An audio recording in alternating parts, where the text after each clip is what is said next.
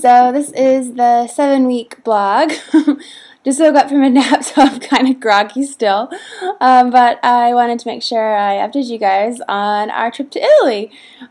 So the trip, all in all, went really, really well, business-wise. And then for me, it was kind of ended up being a vacation for me. I'd planned on going to the conferences, but I went the first day, and it was just a bit too much for me. I got really tired really quickly. There wasn't really a place to sit and rest. Like, we sat and rest when we were having meetings, but still there wasn't so much this like relaxing area. It was all pretty stressful. So anyway, so it wasn't really good for me, and not enough things to eat, not enough, water, tons of wine, but not enough water. So anyway, I decided not to I didn't go. So just the one day I went. Yeah, so I updated you guys a couple times throughout the trip, but to start, the plane trip was a lot better than I thought it would be. I thought for sure that I would get sick, because normally I get sick on a plane, even though I'm not pregnant. So I was surprised this time, being pregnant, that I didn't get sick. So that was nice. It was a good pilot, I guess. So yeah, that was fine, and it was only an hour, so it really, it was like driving, no big deal.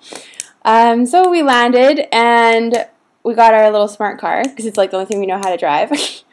My husband's probably like, don't tell everyone I don't know how to drive standard.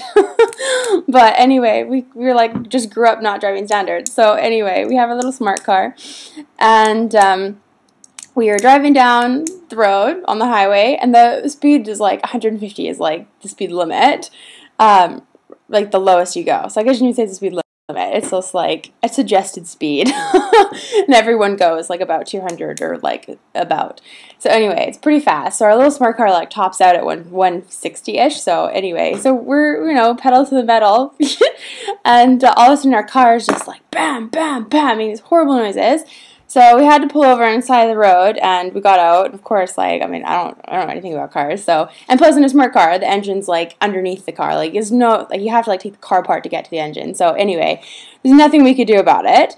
And so we had to call a tow truck, and then a cop came by, saw us, and he helped us out. So that was nice. And then, so we were about 45 minutes away from the airport though when this happened, because we're heading to Verona from Milan.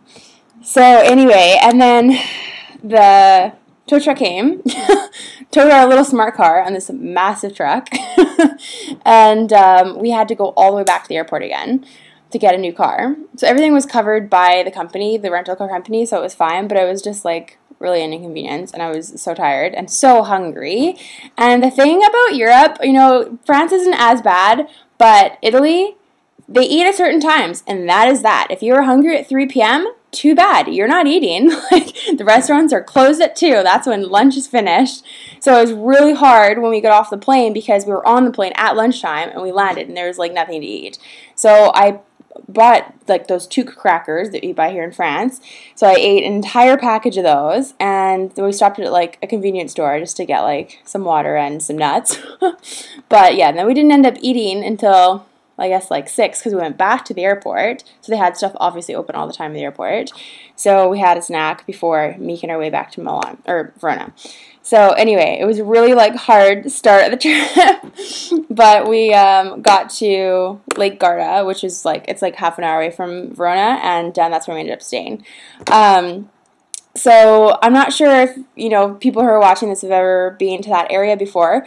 But, I mean, you can find things for pretty inexpensive, hotels and B&Bs. But because it's the Italy conference, everything's like 4 times as much. So it was really hard to find something within our price range. So what we decided to do was rent a cabin on the lake.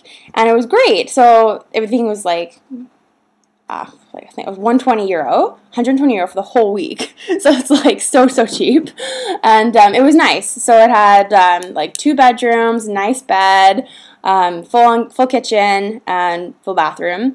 The bathroom's actually bigger than our bathroom here in the little cabin. So anyway, it was really roomy and really nice and clean, and right beside the lake. So I mean, it wasn't really warm enough to swim, but still, it was really beautiful. So each day I would just drive Lee into Verona and then come back and kind of do my own thing. So anyway, that was good. So I'll post a link to where we stayed if you guys are interested in that great deal. So, it's not always, they don't always have that deal. It was like they only have it in spring where it's like not quite as warm yet. So, but yeah, if you guys ever want to go camping in spring, then yeah, I'll post a link. Yeah, so that was day 1. So throughout the rest of the week, Lee was at the conference while I went to cute little medieval towns. One was called Borghetto, which was pretty cute. It was so small, like there was really only the castle to see, and that was it, but it was really beautiful. So while I was there, of course I was going to see the castle, but it was on this massive hill. You have to like hike up a bit. And so I asked the tourist office if I could handle it, because I'm like, well, I'm pregnant, but I'm not like, I'm only like 2 months now, well, 7 weeks, so I'm not, you know, like I can probably do it. And so she just said, oh, well, make sure you stop and like halfway and have some water. And I was like, okay, I can probably handle it. So I started hiking. Gosh, I was like so tired. And I did have to stop halfway and like drink my entire water bottle before I continue. But it wasn't too bad. So hiking while pregnant isn't probably the worst thing you could do, as long as you're taking lots of breaks. So that's what I would say. Lots of breaks, lots of water. So anyway, I have a video of up at the top, so I won't talk about that. Yeah, and then as far as like traveling pregnant, I've just been blabbing about our week. Anyway, so I've definitely got to recommend for pregnant women traveling, you guys really need to mark down where the bathrooms are. Like, go on Google and search like where the rest stops are or where restaurants are that, you know, would let you go to the bathroom. And I did have to ask a couple restaurants a few times because I like had to go. So of course I was just like not even really knowing how to say everything in Italian, but I'm like, oh, sono incinta, I know how to say that. And I'm like, toiletta, and they kind of get it. They're like, okay, she's pregnant, she's going to the bathroom, okay, fine, you didn't buy anything, but you can go. So that was nice. People were really like good about it. So like, you're going to tell like a pregnant woman she can't go to the bathroom. So anyway, if there's no rest stops, I'm sure you'll be okay to find something. But it was definitely just like inconvenient because I would end up having to go, and then I'd have to drive a while, or I'd have to like pull over and like stop in a little town. So anyway, I would definitely recommend like figuring out where some rest stops are. And make sure you go before you leave anywhere you've stopped. Even if you went like 10 minutes ago, just go again, just in case. So definitely recommend that. And bring a lot of snacks, because Italy is a place that loves their carbs. All they eat is paninis and pasta and risotto. So starches. They love their starches. So it was really hard for me to find anything that was like somewhat healthy. I don't know, I like carbs for sure, but I definitely enjoy having my vegetables. And having a salad in Italy is about 4 times more than getting at panini. So you can get a sandwich for like €2, which is like all bread and just like a little bit of cheese and meat in the middle. So it's really like mostly bread. And then you can get a salad for like €7 or €8. So it's like, okay, well, I suppose just get a panini. But yeah, it was tough. So what I ended up doing halfway through the trip was like, I got smart and I was like, okay, I'm just going to go to the grocery store.